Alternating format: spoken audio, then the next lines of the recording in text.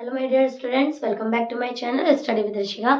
कैसे हैं आप सभी? आई होप आप सब लोग बहुत अच्छे होंगे। ठीक है। पहले की वीडियो में थोड़ा सा स्लो था, तबीयत नहीं ठीक थी, बट आज थोड़ा सा एनर्जी है हमारे पास।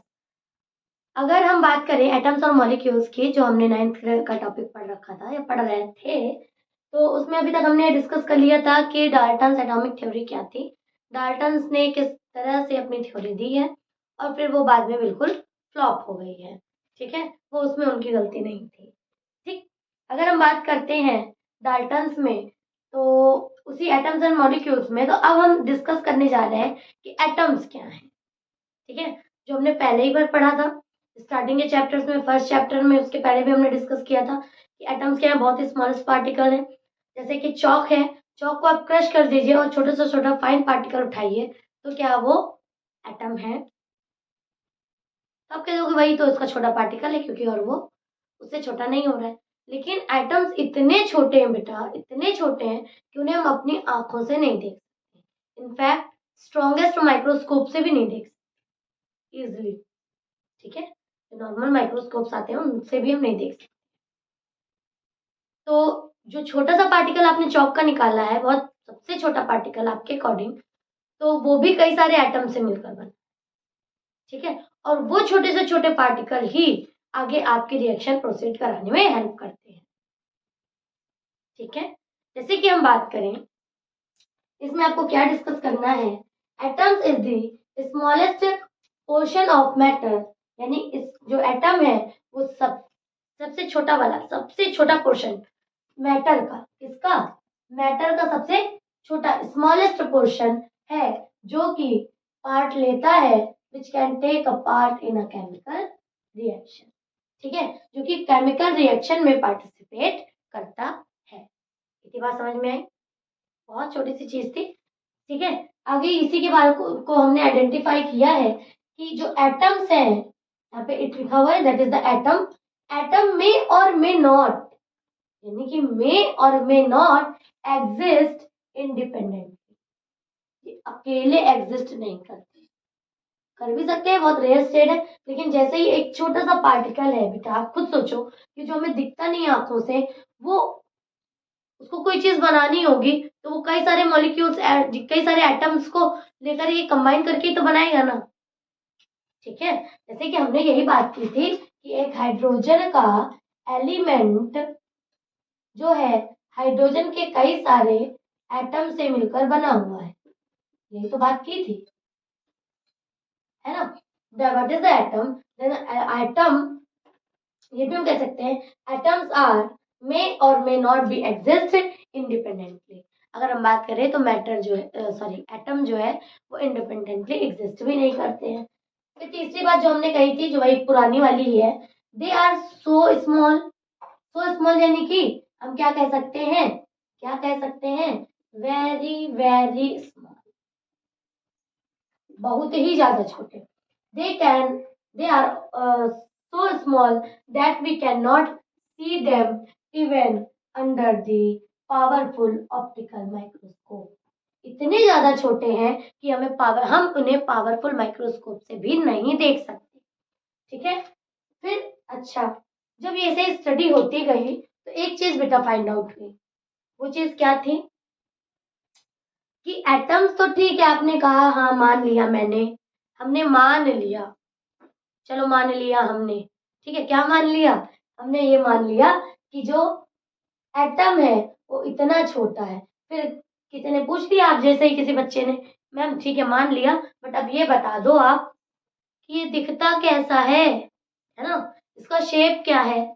जब स्टडीज हुई तो उसके बाद पता चला, क्या पता चला? कि एटम्स जो है, एटम्स आर, या एक एटम की बात करें particular, atom is spherical in shape.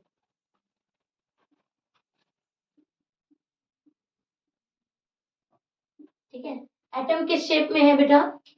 एकदम स्फेरिकल शेप। सॉरी, एटम किस शेप में दिख रहा है? स्फेरिकल। स्फेरिकल वही है ना जिसको आप सर्कल पहले पढ़ रहे थे, तो हॉलो राउंडेड स्ट्रक्चर होता है, that is called a circle, और ये पूरा फिल्ड होता है, that is called a spherical. Okay, solids में आ जाता है ये। ठीक, तो इसकी बात हो गई कि जो एटम्स हैं वो कैसे हैं, स्फेरिकल शेप में है।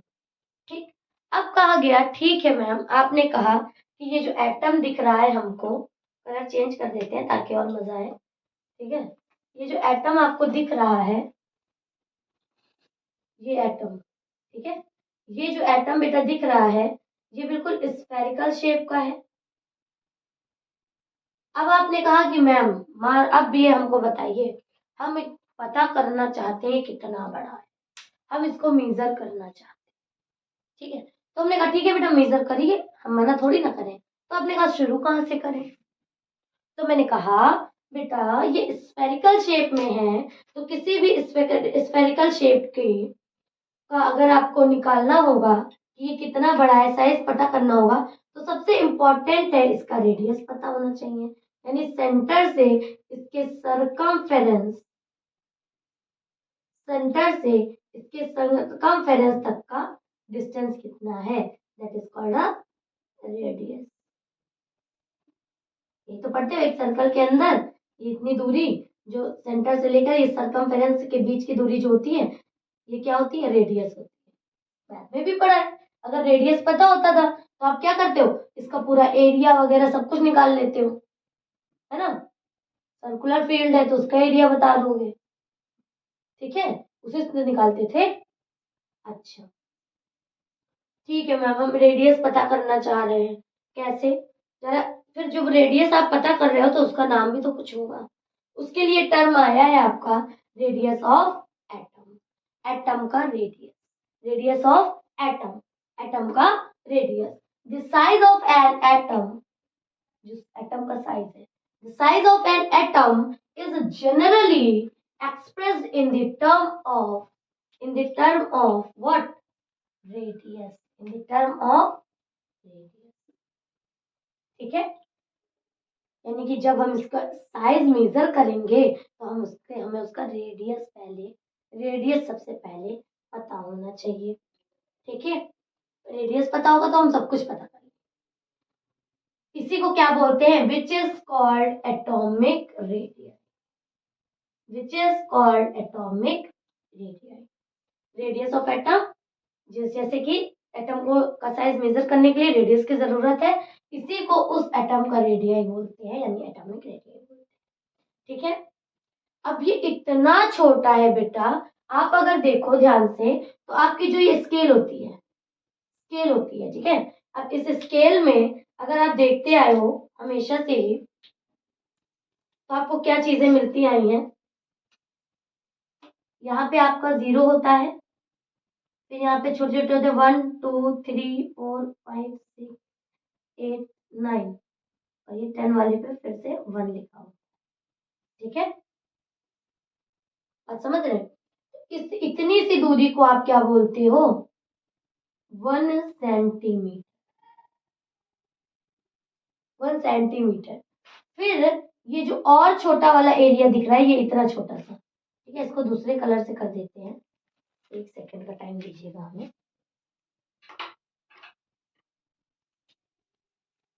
ये जरा सा देखिएगा, ग्रीन कलर से मैं कर रही हूँ, ये छोटा सा पार्ट, ठीक है, यानी सेंटीमीटर के अंदर ये 0 से लेकर ये पहली वाली लाइन के बीच का डिस्टेंस क्या है, 1 मिलीमीटर, है ना, 1 मिलीमीटर।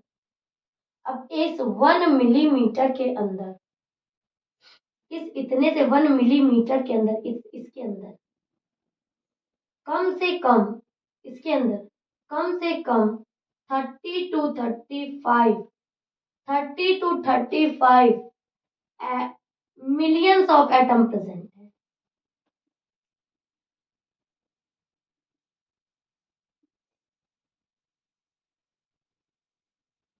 ठीक है, मिलियंस ऑफ एटम को अगर हम इस तरह से डिफाइन करें ताकि और क्लियर हो जाए, तो जैसे आप मैथ्स में पढ़ते हो, थोड़ी सी लगेगी इसमें, 1 10 100 1000 10,000 100,000 मिलियन 10 मिलियन। अगर आप, ये क्या इंटरनेशनल नंबर सिस्टम के थ्रू है, ठीक है, इंटरनेशनल। अब अगर हम बात करें इंडियन की, तो अपने जो बच्चे नहीं उनको याद होगा इंटरनेशनल, तो इंडियन से कंपेयर कर लें। ठीक है, इंडियन सिस्टम के अकॉर्डिंग बात करें तो क्या हो जाएगा, 1, 10, 100, 1000, 10,000, लाख, 10 लाख, करोड़। यानी ये जो 10 मिलियन की बात हो रही है, यहाँ पे 37 लिखोगे ना तब, या सॉरी 35 करीब लिखोगे ना तभी तो ये होगा, 35 लिखोगे यहाँ पे तब ये 35 मिलियन लगभग जाएगा या 30 मिलियन तक जाएगा। ठीक है, लेकिन यहाँ पे इस मिलियन के जस्ट नीचे क्या है ना हमारा, करोड़। यानी कि इतने करोड़ अगर हम बात करें, ठीक है, 3 करोड़ से भी ज्यादा, 3 करोड़ से भी ज्यादा इस 1 मिलीमीटर के अंदर एटम्स प्रेजेंट है। और मिलीमीटर कितना बड़ा है, बस ये भी बहुत बड़ा बना दिया, इतना वो भी बड़ा बना है।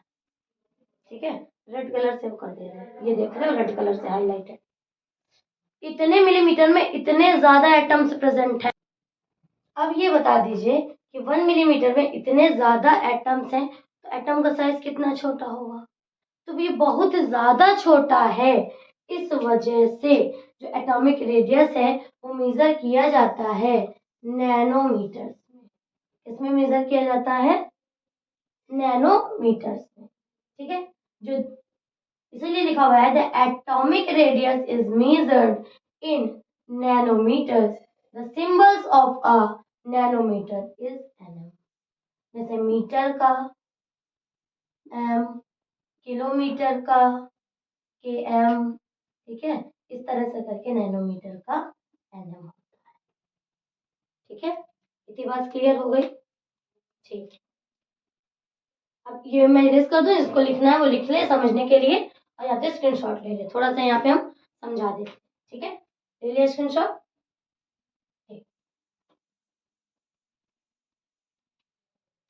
अब अगर हम बात करें तो जैसे किलोमीटर्स में देखते थे, तो 1 किलोमीटर इज इक्वल टू होता है, इसके जस्ट नीचे लिखिएगा आप लोग, 1 किलोमीटर इज इक्वल टू कितना होता है, 1000 मीटर, हमेशा से पढ़ा है।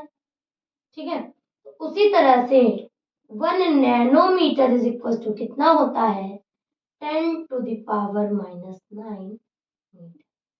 यानी 1 नैनोमीटर के अंदर 10 टू द पावर -9 मीटर,